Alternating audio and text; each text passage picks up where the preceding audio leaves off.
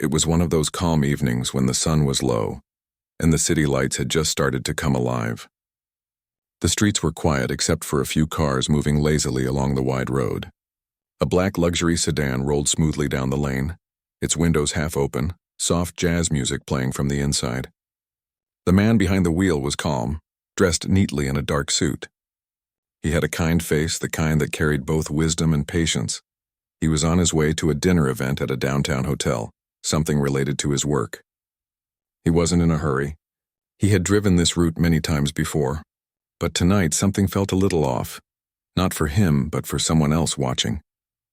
From across the street, a patrol car sat quietly at a corner, engine running, lights off. Inside it, an officer leaned forward, watching the sedan with narrowed eyes. He had been sitting there for a while, waiting for something to happen, bored and restless. When he saw that shiny black car glide past, something in him stirred. Maybe suspicion, maybe pride. Whatever it was, it made him turn on the lights and pull out of the corner. The red and blue lights flashed across the road, cutting through the calm night. The man in the sedan looked into his mirror, confused but composed. He slowly pulled over to the side, turned off the music, and lowered his window. The officer stepped out, his boots heavy against the pavement. His voice carried the kind of tone that wasn't about safety. It was about control. "Evening," he said flatly. "You know why I pulled you over?" The man looked up politely. "No, officer. I don't believe I was speeding." The officer circled the car slowly, glancing inside like he was looking for something wrong. "Where you headed in such a fancy car this late?" he asked, not out of curiosity, but as if the man needed to justify his presence. The man smiled faintly, trying to keep the peace. "Just going downtown. A dinner event. Nothing urgent." "License and registration," the officer said sharply. "Of course," the man replied calmly. He reached into his pocket to pull out his wallet, but the officer suddenly tensed. "Hands where I can see them," he snapped. The man froze, startled but not frightened. "I'm just getting my wallet, officer. It's in my jacket." "Slowly," the officer said, one hand hovering near his holster. The man moved carefully, handing over his license. His hands didn't shake. His eyes didn't show fear, only a kind of quiet sadness. The officer looked at the ID for a long moment but didn't seem to actually read it. "This your car?" "Yes," the man said softly. "It's registered in my name. Mind telling me how you can afford a car like this?" the officer said with a smirk. There was a pause.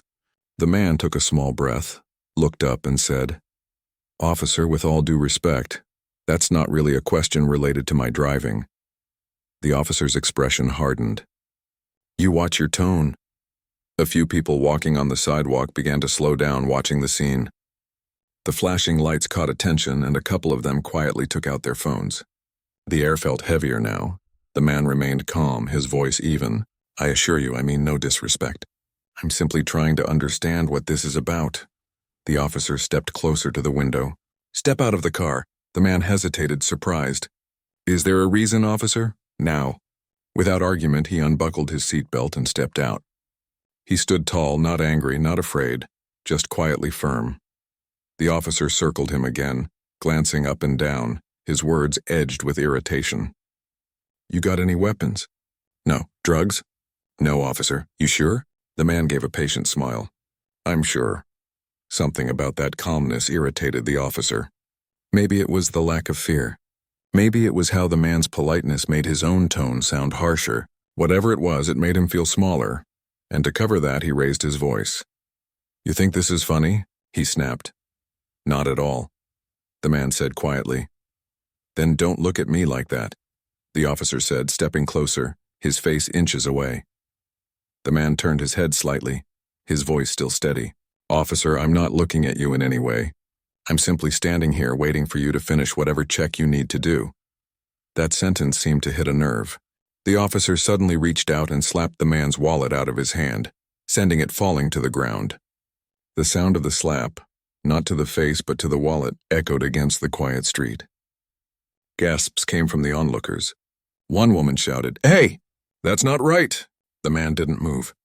He looked down at his wallet on the pavement, then slowly back up at the officer.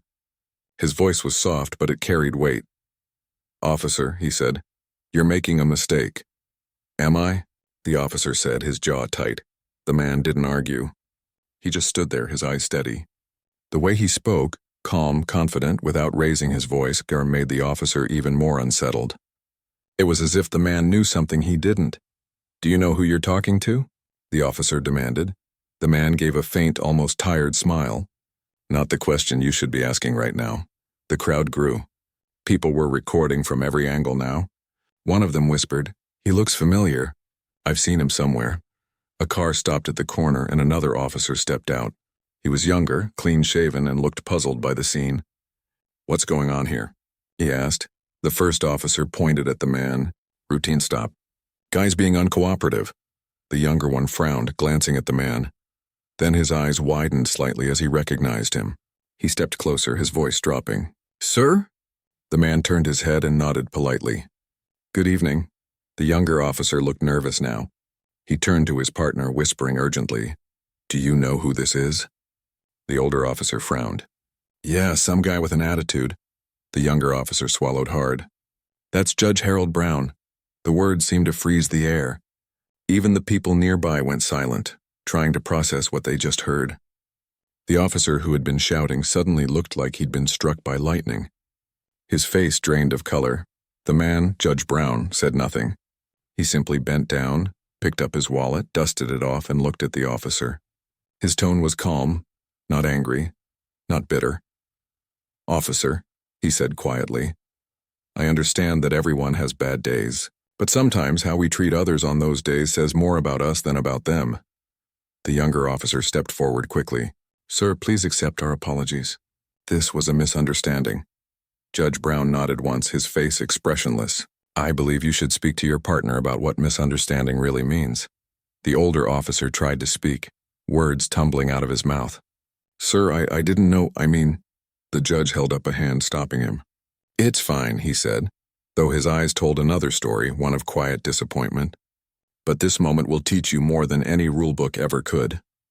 The younger officer looked down, ashamed of his colleague. The crowd kept filming, whispering to one another. Someone muttered, "That officer's done for." Judge Brown turned toward his car, opened the door, and paused before getting in. He looked back at the officer and said one last thing. "You should always treat people with respect, not because of who they are, but because of who you are." Then he sat in the driver's seat, started the engine, and drove away slowly, leaving behind silence, flashing lights, and an officer who now looked completely lost. The younger officer turned to him. "You realize what just happened?" The man didn't answer.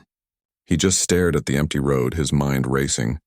He could already hear the sound of whispers spreading through the department, the calls from his captain, the videos going viral. For the first time that night, the officer didn't feel in control. He felt small, exposed, and deeply uneasy, as if the whole world had just turned its mirror toward him. And in that mirror, he didn't like what he saw. The night after the traffic stop felt heavy for everyone who had seen what happened.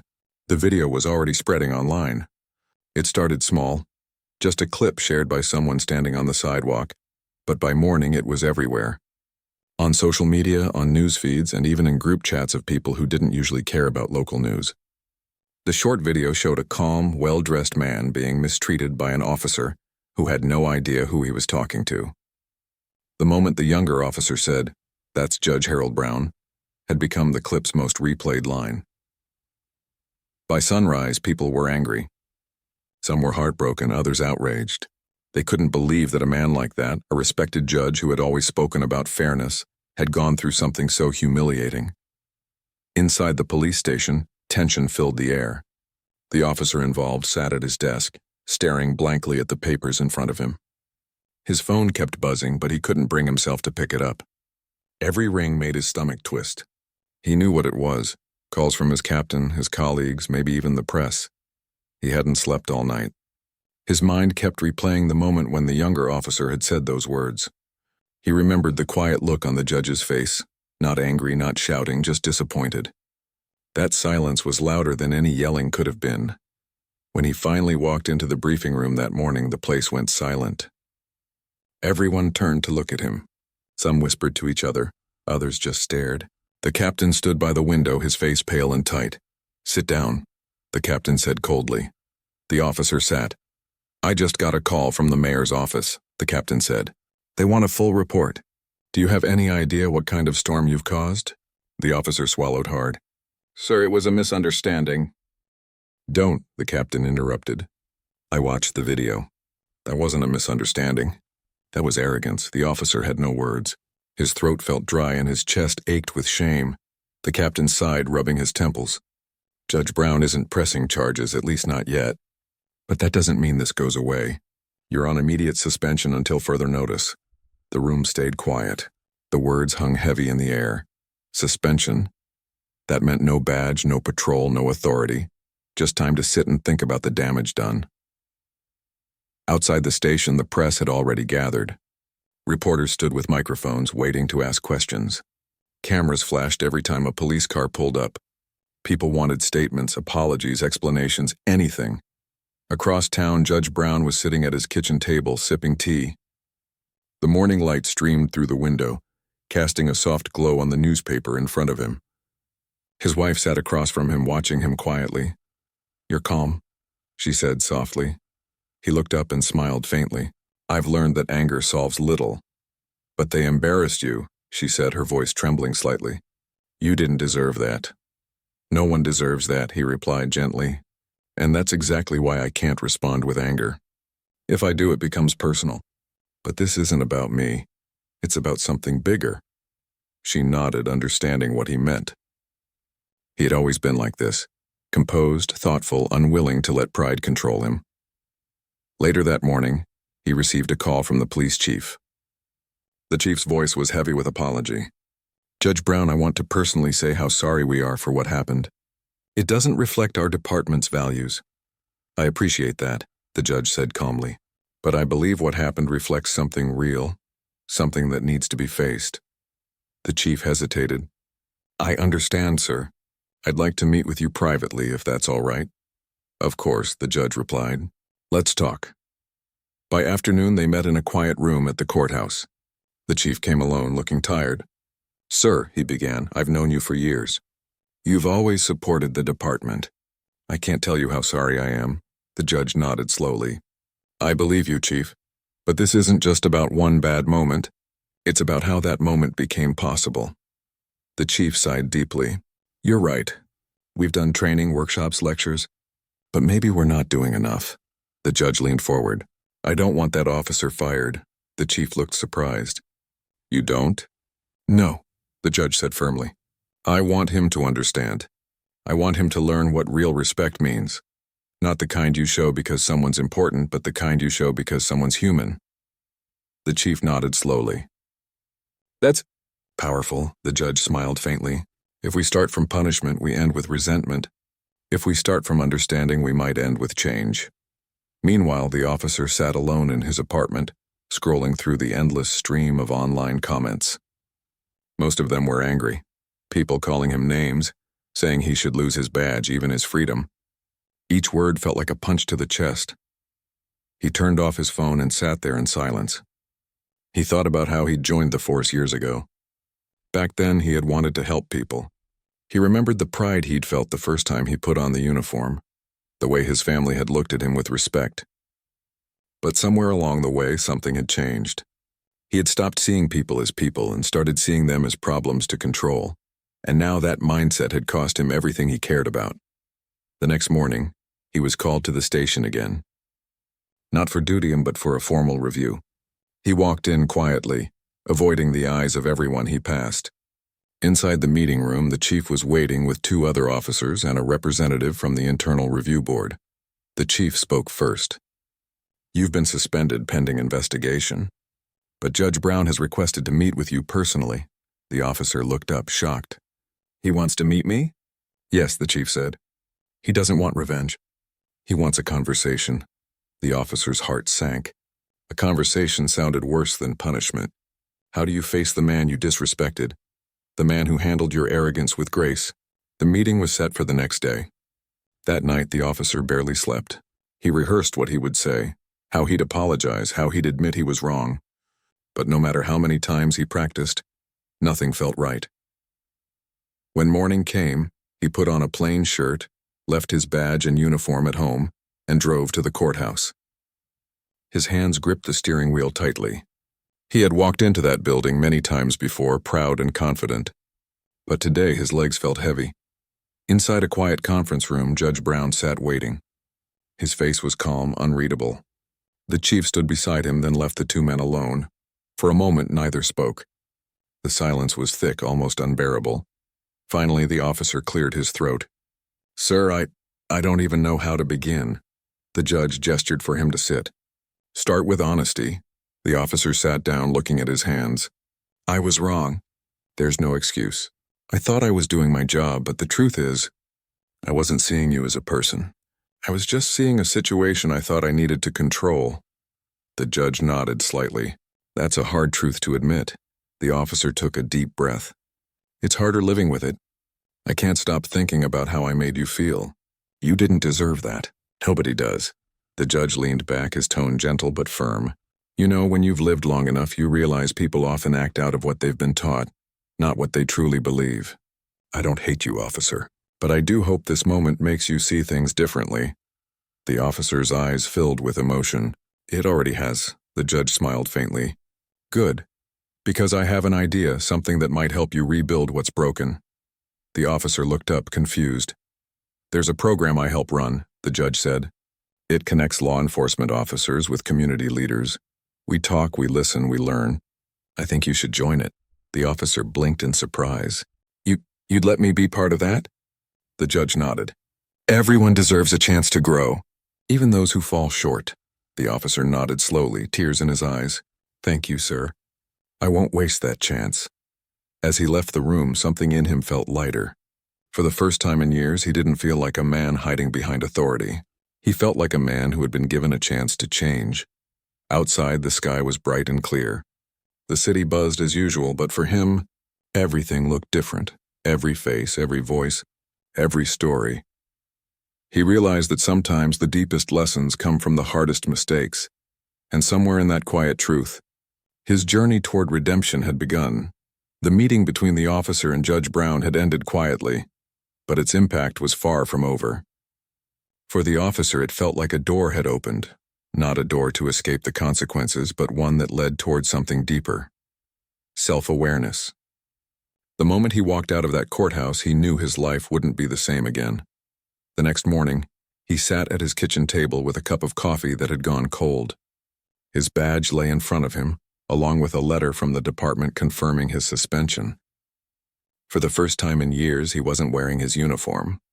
The silence around him was heavy. He kept hearing the judge's words in his mind. "If you want to change how people see you, start by changing what's inside you." He didn't know how to do that. For so long, his job had been his identity. Every morning he had put on the uniform, feeling a sense of power and duty. Now, stripped of that, he felt like an ordinary man, lost, uncertain, and painfully aware of his flaws.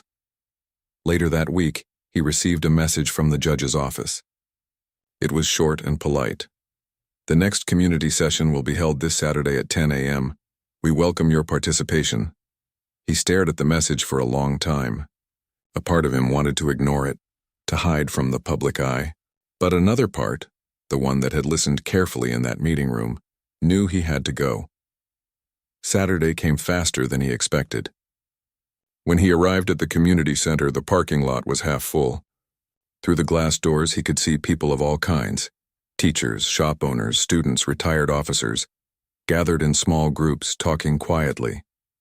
At the front of the hall stood Judge Brown, speaking to a few volunteers. The officer hesitated before stepping inside. Every pair of eyes that turned toward him felt like a reminder of what he had done. Some people recognized him immediately. He could feel their silent judgment, but when Judge Brown noticed him, he smiled and gestured for him to come forward. "Glad you came," the judge said warmly. The officer nodded awkwardly. "I wasn't sure if I should." "That's exactly why you should," the judge replied. "Growth doesn't happen in comfort." He nodded again, grateful for the kindness in those words. The session began with introductions. People shared stories about their experiences, moments of unfairness, frustration, and fear. One woman, a teacher, spoke about being pulled over late at night for a broken light and how scared she felt. A young man talked about being followed in stores, judged by how he looked. The officer listened in silence. Every word stung because he could see himself in the stories, not as the victim but as the cause. He realized how much pain could come from something as simple as tone, posture, or a single careless word. When it was his turn to speak, the room grew quiet. Everyone was watching him. He cleared his throat, his voice soft but steady. "I don't expect forgiveness," he said. "I just want to say I'm sorry. Not only to Judge Brown, but to anyone who's ever felt small or scared because of someone like me. I used to think authority meant control. Now I know it should mean service." The room stayed silent for a moment, then someone began to clap. Slowly, others joined in. The sound wasn't loud, it was gentle, like acceptance. After the session, a few people came up to him, not to scold him, but to talk. One man said quietly, "It takes courage to face what you did." Another added, "At least you're trying to make it right." Most people wouldn't.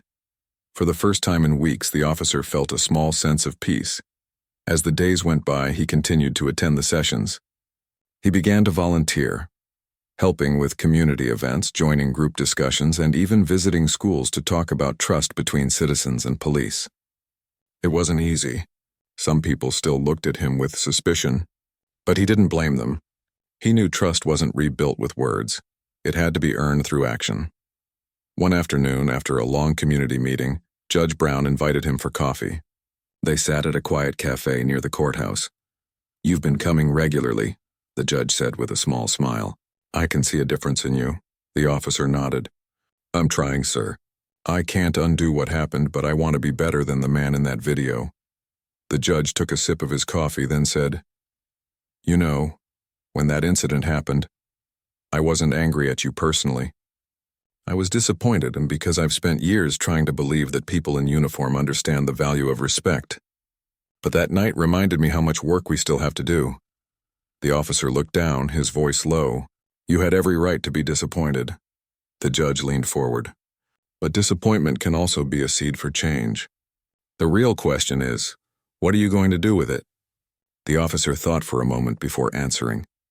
"I want to help other officers understand what I didn't. I want them to see people, not problems." The judge smiled. "Then you're already on the right path." From that day on, the officer became more involved. He started helping the judge organize workshops where officers and community members shared stories face to face. He saw fellow officers walk in defensive and leave thoughtful. He began to understand that listening, truly listening, was sometimes more powerful than enforcing. But not everyone was supportive. Inside the police department, whispers followed him. Some officers thought he had turned against them. A few called him soft, others avoided him completely. One afternoon, while grabbing coffee at the station, a colleague muttered, "You think playing nice with those people makes you better than us?" The officer turned calmly. "No, it makes me aware." The colleague scoffed and walked away. That moment stung, but he didn't let it break him. He realized that real change often came with resistance. Meanwhile, Judge Brown continued to face the media. Reporters still brought up the traffic stop, but he never used it to gain sympathy or fame. Instead, he always said the same thing: "This is not about me. It's about understanding, growth, and rebuilding trust." Months passed. Slowly, the anger surrounding the incident began to fade, replaced by respect for how both men handled it. The judge's grace and the officer's willingness to change had turned what could have been just another scandal into a story of reflection and redemption. One day, the officer received an unexpected call from the police chief. "We've reviewed your case," the chief said. "Your suspension is officially over. You can return to duty next week." He was surprised. He had prepared himself to be let go. "Thank you, sir," he said quietly. The chief paused, then added, "I've been watching what you've been doing. You've changed, and it's noticed. I hope you bring that same attitude back into the department."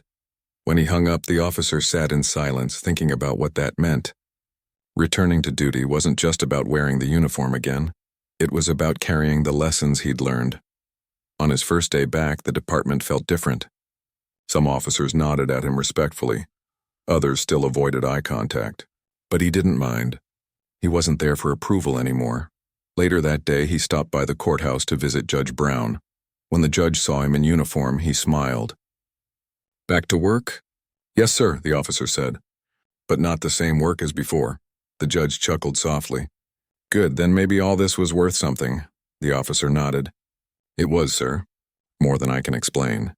As they shook hands, the moment felt symbolic, a quiet bridge built over misunderstanding. Now strong enough to carry change, that evening, the officer went on his first patrol since his suspension. The city looked the same, but it didn't feel the same. Every person he passed, in walking, driving, waiting at a light, felt more human to him now. Not suspects, not statistics, just people. When he stopped at a red light, a little boy on a bicycle waved at him. The officer smiled and waved back. It was a small gesture, but it meant everything. He realized that the badge he wore didn't just represent authority, it represented responsibility. And this time he intended to wear it with humility. As the night sky stretched over the city, he whispered to himself, "Respect isn't given by rank. It's earned by how we treat people." And for the first time in a long time, he truly understood what that meant. The tension in the police station that evening could almost be touched. Everyone there knew what had happened earlier in the day. Some officers tried to pretend they didn't. Others whispered quietly in corners. But deep down, every person in that building knew the department had made a huge mistake. The officer who had caused the mess sat alone in a small room at the back of the building. His face looked pale, his hands trembled slightly, and his eyes were filled with worry. It wasn't just about what he had done anymore. It was about who he had done it to. He had no idea that the man he insulted and humiliated in front of everyone was actually a respected judge. He kept replaying the moment in his head, over and over again. The words, the anger, the disbelief. He remembered the look on the judge's face, the calm way he handled everything. It was that calmness that scared him the most.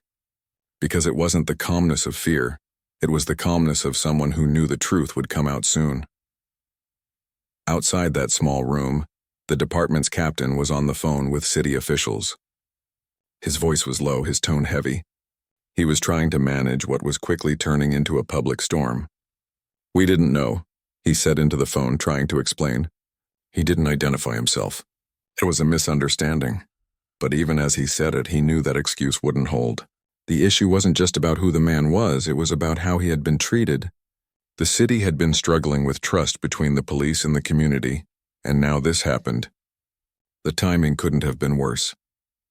Meanwhile, the judge sat quietly in his office at home. He hadn't told many people what had happened yet. Only a few close friends knew, but word was spreading fast. Social media posts were already circulating, with some witnesses describing the scene. The judge scrolled through a few of them, reading the comments from strangers.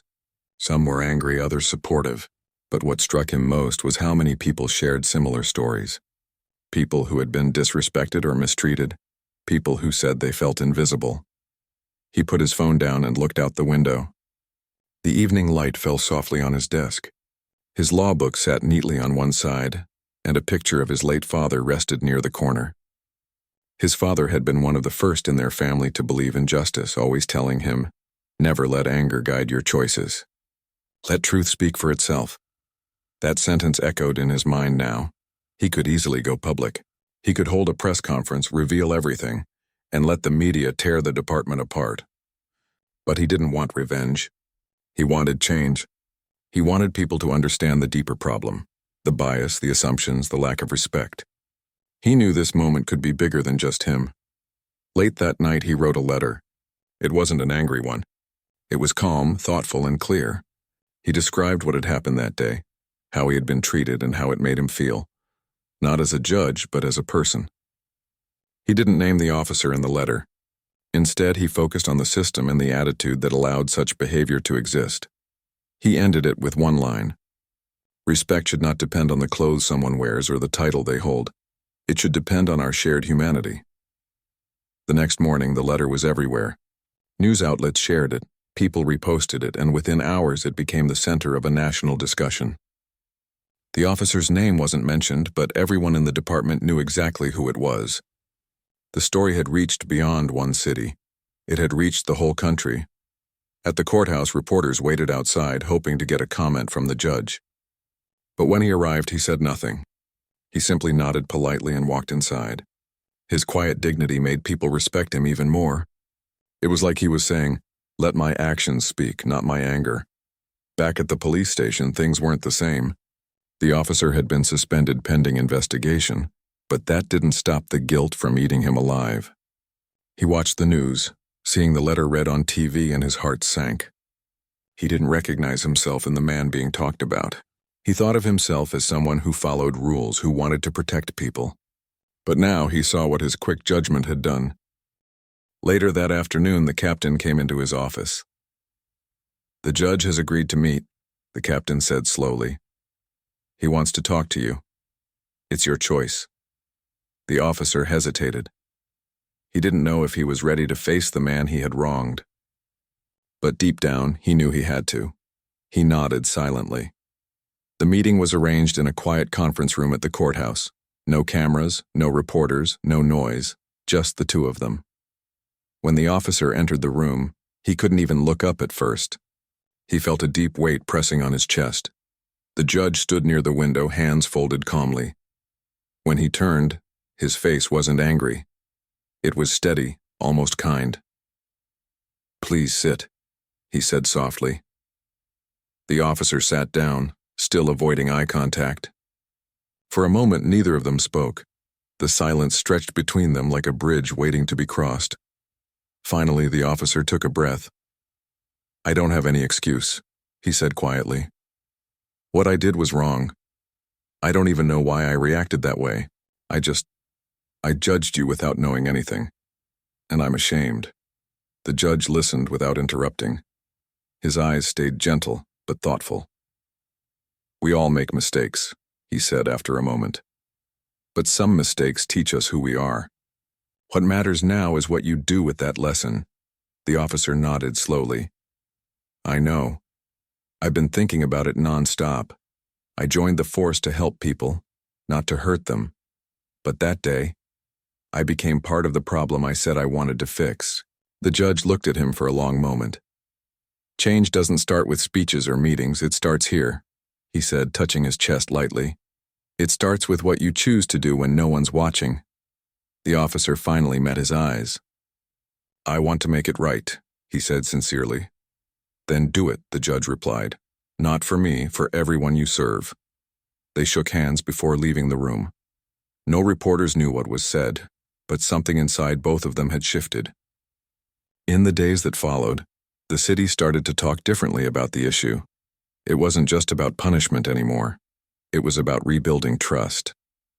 The police department announced new training programs focused on empathy and fair treatment. Officers began attending community meetings where they actually listened to residents instead of just giving speeches. The judge didn't stop there either. He started a small initiative that brought together police officers and young people from local neighborhoods. They would sit in a circle, share stories, and talk honestly. Sometimes the conversations were uncomfortable, but they were real. And for the first time, both sides began to understand each other better. As weeks passed, the anger that had once filled the community started to turn into dialogue. It didn't fix everything, but it was a start. The officer quietly joined some of those meetings. He didn't wear his uniform there. He came as a person, not as a symbol of authority.